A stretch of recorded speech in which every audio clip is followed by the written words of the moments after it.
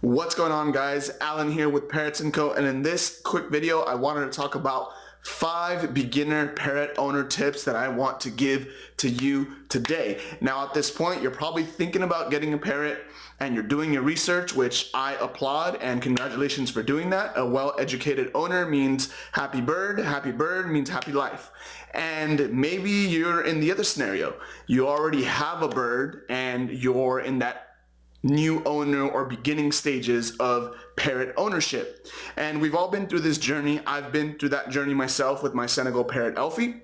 So I figured I'd give you these quick tips so that you can set the right foundations and just start thinking about, what the next few weeks, months, and years are going to look like with your parrot.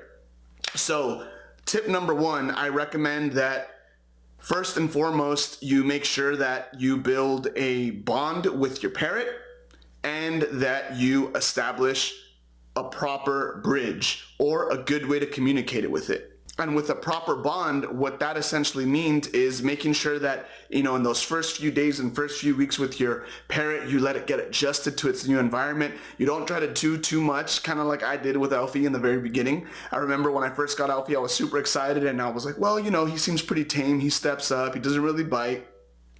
Let me take him everywhere with me. Hey, Elfie, let's go to the bathroom. Let's go, well, not in the bathroom while I was going in the bathroom, but you know what I'm saying, like taking him to different parts of the house. Let's go to the kitchen. Let's go here. Oh, go on my shoulder, and let's go all over the place. And little did I know, in retrospect, that Elfie was actually kind of shy and timid, and these new experiences and not being comfortable around me was essentially kind of making him feel uncomfortable around me and maybe not trusting me as much or as soon as I would like to have him, trust me back in the day. And really when it comes to building a bond, what I did back in the day was simple things, right? Hey, Elfie, I know you don't want to step up and you step up when I bite. What can I do so that you know that I am a source of comfort and a source of positive reinforcement? So basically what I did, I said, hey, let me make every interaction I have with you, Elfie, be a positive one. I would walk up to the cage and I would say, hey, Elfie, how's it going? And if he would kind of acknowledge me or be calm or walk over to the cage and just kind of check me out, I'd give him a treat. This was back in the day like a raw organic almond. If I would ask him to step up on my finger from the cage, he used to step up and he'd be on my finger and then wham, he'd take a bite out of me, basically meaning, hey, I stepped up, but I don't want to be on your hand. I don't know you really and I don't like you. So then what I started doing was, hey, you know what? Let's make it worth it for you to step up. Look at this juicy treat that I got for you. Hey, Elfie, can you step up? Step up. Oh, you stepped up. Here's a treat. Now you start learning that my interactions with you are always going to be positive ones. And after a while, he was like, hey, this guy isn't so bad. He gives me treats. Every time he comes around, good things happen. So definitely take a step back. Take your time. I know you want to take your parrot with you everywhere.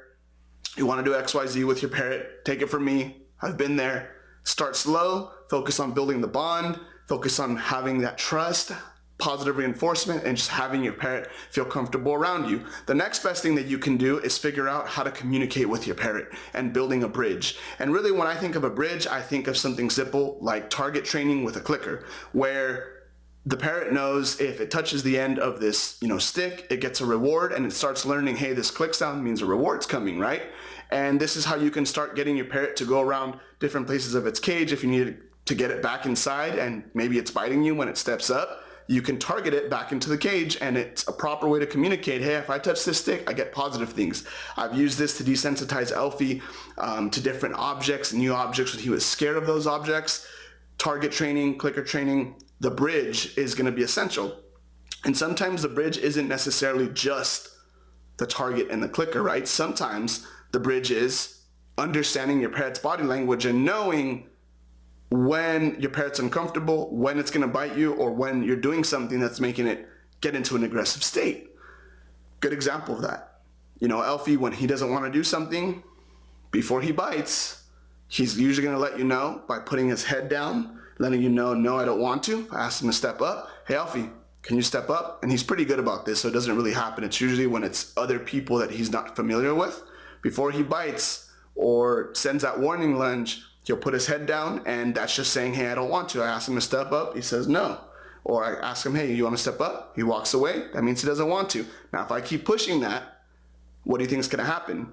You didn't get the cues, is what he's telling me, now I'm gonna bite you. So I try to avoid biting altogether by preventing that behavior from happening or getting it to that point. So communication and reading your parrot's body language is going to be key to also building that effective bridge. Next tip number 2, invest in the long-term health of your parrot. So when I first got Elfie, he was on an all-seed diet. He loved the good stuff.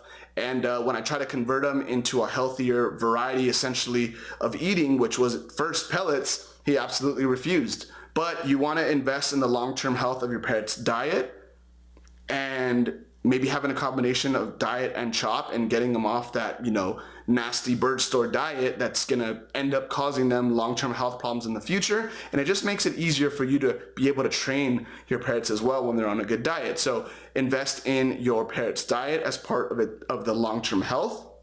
Make sure your parrot's getting proper sleep, at least 12 hours of sleep every single night. Humans usually need on average 8, parrots need 12. Imagine if a parrot only gets 8 hours of sleep. That's essentially the same as you getting 5 hours of sleep every night and then trying to function the next day. Imagine how cranky, unhappy, and unwilling to do things you'd be, and just physically tired, right? So it's the equivalent of you getting 5 hours of sleep. Sleep is important for a parrot.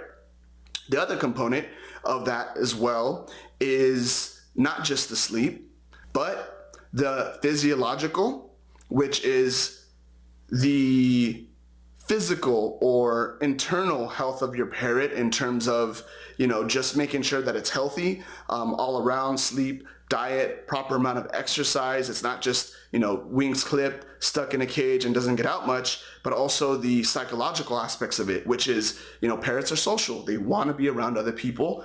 They like to be around other people. Socialize them properly, give them proper commitment of time, and don't just get excited about having a parrot and then just kind of letting them be and then saying, oh, I'm kind of over it, it's just going to hang out in this cage. Part of that is, you're not always going to have the ability to interact with your parrot all the time. Make sure that its cage is set up in a proper way where it has toys to shred. It has the ability to get its energy out on physical objects. So that goes into the physiological and also the psychological, where you're also spending quality time with your parrot, not just having them in the cage or on top of the cage all day long. And then tip number 3, you want to make sure that you aim toward creating a social and confident parrot. A social parrot means a parrot that's not a one-person bird, a parrot that can get out into its environment. It experiences something new every single day. Every single interaction is something new, and it leads to positive outcomes.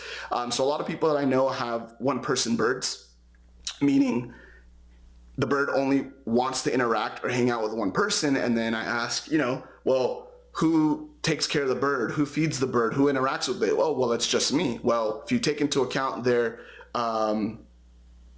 traits as parrots and just how they're wired to want to bond with one person, and you're the only one that gives it the interaction, the attention, well, what do you think is going to happen? That bird is going to turn into a one-person bird. So how we circumvent that and just make your bird a little bit more social over time is having other people in the household interact in terms of the daily requirement of the parrot. So you interact with the parrot, make it more social by having other people in the family feed it, having other people in the family interact with it, having other people in the family give it treats, and not just having one person as being the sole source of positive reinforcement and interaction, or else that's going to happen naturally. So socialize your parrot, and then part of being social comes with that is confidence. So you build a confident bird by exposing them to new environments little by little. Maybe that means showing your parrot different aspects of the house, different objects, so that it just kind of becomes desensitized to that. And then the next step would be,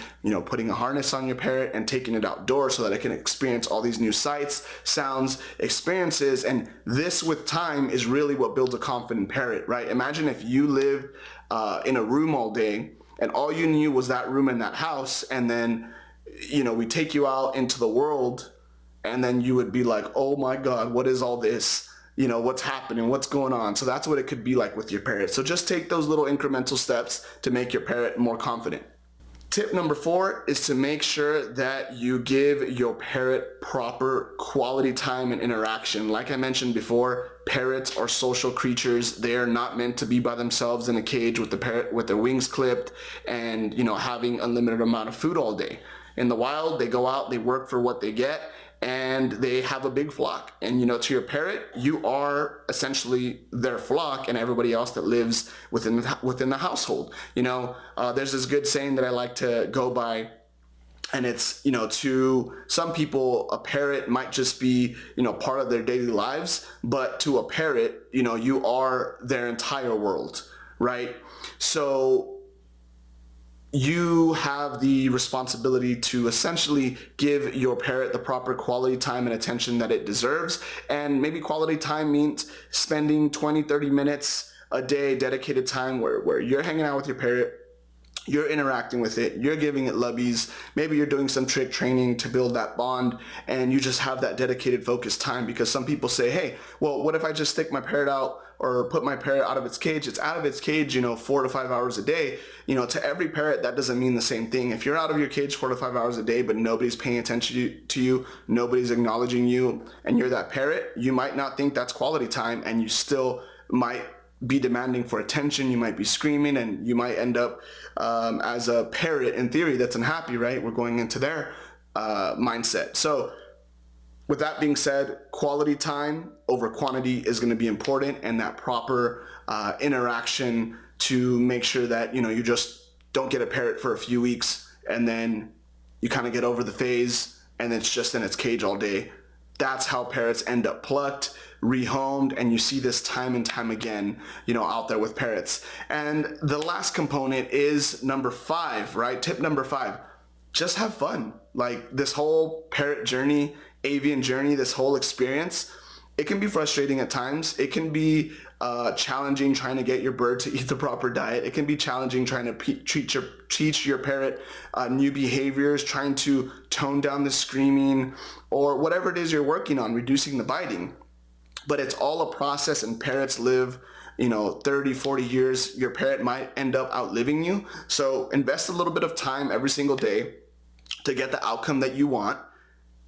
Track your progress, and then from there, just make sure you listen to the feedback and just get better every single day. It's a journey. You know, Elfie and I, it's been a few years since we've been together. Sometimes I've gotten frustrated. It's natural, but I don't put my frustration on my parrot. I go at Elfie's pace. I don't go at my pace, because every parrot, every owner, every situation is going to be unique. Have fun. You know, I enjoy the process. I enjoy taking Elfie with me on walks, going hiking with Elfie. I enjoy trying to teach him wings, and instead of teaching him wings, he gives me a high five. You know, it's like one of those things where it's a journey. That's the only way I can describe it. So have fun, guys. And that's my 5 beginner tips that I would recommend for those brand new parrot owners. And if you are also a brand new parrot owner, or you're just an owner that's just, you know, looking to be better and better every day, part of a properly tame and trained parrot is, you know, what you feed it, assessing its motivation, and also making sure that you are giving the proper reinforcement for behaviors that you want.